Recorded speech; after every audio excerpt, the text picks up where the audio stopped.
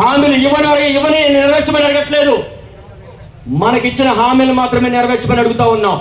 మనకు రావాల్సిన బకాయిలు మాత్రమే ఇవ్వమని అడుగుతా ఉన్నాం. ఇతరులకు మీరు ఎంత ఉచితంగా ఇచ్చినా మేము సహనంగా స్వాగతిస్తా ఉన్నాం.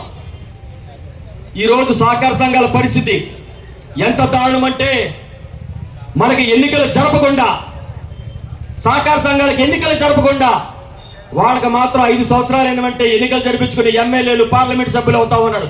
ఒక్కరోజు కూడా వేచి ఉండకుండా మనకు 12 సంవత్సరాలు బట్టి ఎందుకు మాకు సహకార సంఘాలకు ఎన్నికలు పెట్టలేదు? మేము సహకార సంఘాన్ని ఒక మా రాజ్యంలాగా చూసుకుని చిన్న వ్యవస్థని అదే మాకు మహాభాగ్యంగా చూసుకుని ఆ సహకార సంఘాల పాలక మండలిగా మేము సహకార సంఘాలని దిగ్విజయంగా లాభసాయంగా మేము చేసుకుంటా ఉన్నాం. దానికి ఎందుకు మీరు ఎన్నికలు నిర్వహించట్లేదో సమాధానం చెప్పాలి. మీకు మాత్రం ఎన్నికలు పెట్టుకుని మీరు పదవుల్లో మీరు కొనసాగుతారా? చేనేతలకు మాత్రం ఏకైక సంఘాలను సహకార సంఘాలకు ఎన్నికలు పెట్టరా? ఇంకో ప్రధాన విషయం చెప్తా ఉన్నా, సమయం లేదు, తక్కువ ఇచ్చారు కాబట్టి ఒకే ఒకటి అంతిమంగా మీరందరూ ఖచ్చితంగా మనసులో పెట్టుకోవాలి. ఇది చేనేత నియోజకవర్గాలు ఏవైతే ఉన్నాయో రాష్ట్ర వ్యాప్తంగా, ఆ నియోజకవర్గాన్ని ఇతర కులస్తులు ఆధిపత్య కులాల వాళ్ళు చొరబడి ఆ నియోజకవర్గాన్ని శాశ్వతంగా హస్తగతం చేసుకోవడం కోసం చేనేత అన్న పేరు లేకుండా చేనేతను చంపేసే ప్రయత్నం చేస్తా ఉన్నారు. అందుకే చేనేతని ఎదగనీయకుండా, చేనేత వృత్తిని అభివృద్ధిలోకి రాకుండా అణిచివేసే ప్రయత్నం చేస్తా ఉన్నారు.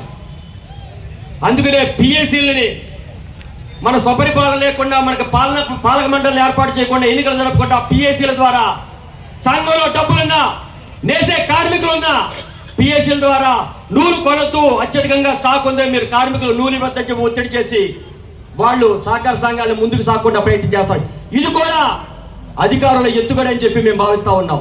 ముఖ్యంగా రేఖారాణి ఆప్కో ఎంపీగా ఉండి, హ్యాండ్లూమ్ కమిషన్గా ఉండి చేనేతల పట్ల సానుకూలంగా ఉండాల్సింది, చేనేత పట్ల వ్యతిరేకంగా మాట్లాడుతూ చేనేతకు వ్యతిరేక చర్యలు చేస్తూ హ్యాండ్లూమ్ పేరుతో పౌర్లూమ్ వస్త్రాలు ఇతర రాష్ట్రాల నుంచి కొనిపించి చేనేత సమాజాన్ని, చేనేత వృత్తిని, చేనేత సహకార సంఘానికి తూట్లు పడుతూ ఉన్నారు.